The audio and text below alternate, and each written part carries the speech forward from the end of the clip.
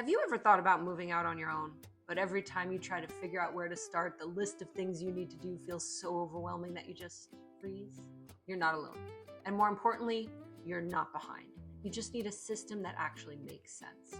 Hi, I'm Jacqueline from ASD Life Coaches, where we help autistic adults build real-world skills, independence, and confidence through cognitive life skills coaching. And today, we're going to take one of the most overwhelming life transitions there is, moving out on your own, and break it into something your brain can actually work with. Here's exactly what we're going to cover today. First, why moving out feels so cognitively overwhelming for autistic adults and why that's not a personal failure. Second, real life examples of what that struggle looks like so you know you're not imagining it. And third, and this is the big one, a concrete month-by-month preparation guide you can follow starting today no matter where you are in the process. Before we get into the guide, let's talk about why moving out feels so uniquely hard for many autistic adults, because understanding this actually makes the strategies work better. Moving out isn't one task, it's dozens of tasks layered on top of each other. Finding housing, understanding leases, budgeting, utilities, groceries, shopping, laundry systems, communicating with landlords, all happening all at the same time, all with real consequences if something goes wrong. For autistic brains, this creates a few specific challenges. The first is executive functioning overload. Executive functioning is your brain's ability to plan, sequence, prioritize, and initiate tasks. Many autistic adults have differences in this area, not because of a lack of intelligence or effort, but because of how the brain is wired. When you're staring at a massive, undefined goal like moving out, your brain may struggle to break it into steps automatically, which other people seem to do without thinking. The second challenge is intolerance of uncertainty. Moving comes with a huge amount of unknowns. What if I can't afford it? What if something breaks? What if my landlord is hard to communicate? For an autistic brain that's wired to seek predictability and pattern, all of those unknowns can trigger anxiety that completely stalls forward motion. The third is transitions and change. Even when the change is wanted, like moving towards independence, leaving your current environment, routines, and sensory baseline can feel genuinely destabilizing. That's not weakness, that's a real neurological experience.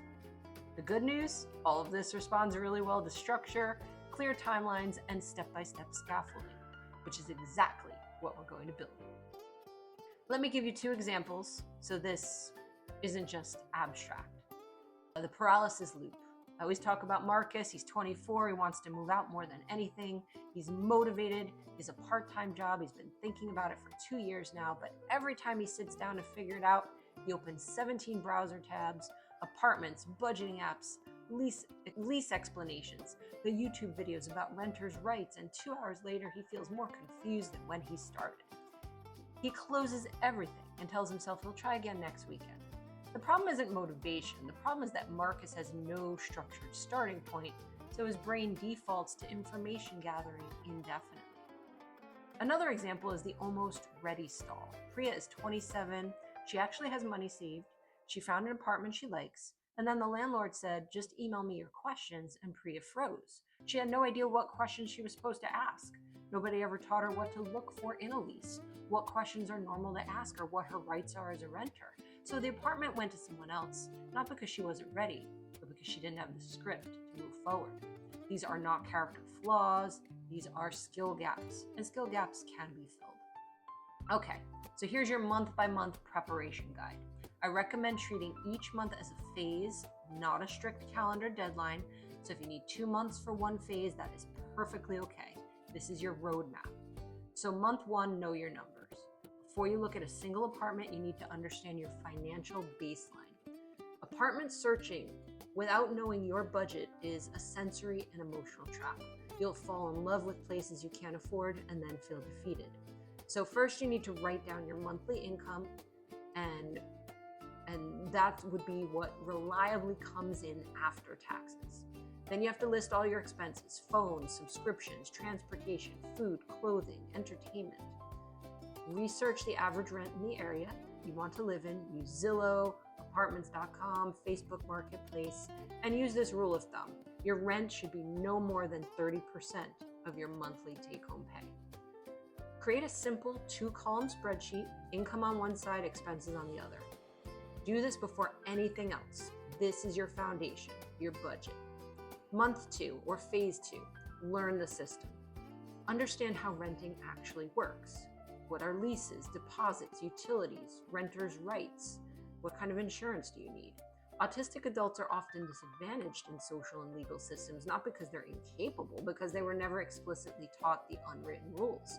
This month, make those rules explicit. So look up your state or province's tenant rights, search your rights, bookmark the official government page, learn about security deposits, month-to-month leases, fixed-term leases, and utilities included versus not included, maybe HOA fees. Write down 5 questions to ask any landlord. Here's a starter script. What utilities are included in the rent? What is the process for requesting repairs? What is your policy on lease renewal? Is the building pet friendly? Even if you don't have a pet, this tells you about the community, but you may have allergies and need to know. What is the move-in date and what does move-in date look like? Could be different at every apartment complex. Month 3 or phase 3, build your sensory and systems checklist. So before you sign anything, assess whether the apartment actually works for your brain and your body. Autistic adults often overlook sensory factors when apartment hunting. Things that seem minor in a 20-minute tour but become daily obstacles once you live there. So visit apartments with this checklist. Noise level, stand quietly for 2 minutes and listen. Maybe go around different times of day. It might be noisier at night than during the day when everyone's at work. Lighting, is it harsh, fluorescent, warm, and adjustable? Are you allowed to adjust the lighting? What are the smells? What's the layout? Does it feel that you can navigate it? Do you picture your daily life routine in that space? Proximity, how far is it from the grocery store, pharmacy, your job, back home with your family? Also, during this month, set up your systems before you move. So, meal planning, laundry schedule, bill payment reminders, build that all now, not after the chaos of moving in and unpacking. Month 4 or phase 4, the move and regulation plan. Execute the move. Prepare for the sensory and emotional adjustment period. Many autistic adults are blindsided by how destabilizing move-in week can be, even when everything goes smoothly. Knowing it's coming lets you prepare, and instead of interpreting it as a sign you made a mistake. Pack by category, not by room. It's easier to unpack with the system. Set up your sensory safe space first, your bedroom, your comfort items, your familiar sensory anchors before you tackle the other stuff. Plan a low demand meal for the first 2 weeks. So sandwiches, easy proteins, things that don't require much executive functioning. Build in some daily decompression time. This is not optional, it's maintenance. Tell yourself, this discomfort is temporary. It's not a sign that I made the wrong decision. Moving is one of the most stressful things any of us can go through. Be prepared. Living independently as an autistic adult is not about doing everything the way everyone else does it. It's about building a life that works for your brain, on your timeline, with your systems in your own way. You are not behind. You are not broken. You are someone who needed a map, and now you have one. These skills are absolutely learnable, and you are more capable than the overwhelm wants you to believe. If this helped you, subscribe to ASD Life Coaches, give us a like for more practical, autistic-centered life skills content every week. And if you're ready to work with a coach, visit us at lifecoaches.com to learn more. You've got this. I'll see you in the next one.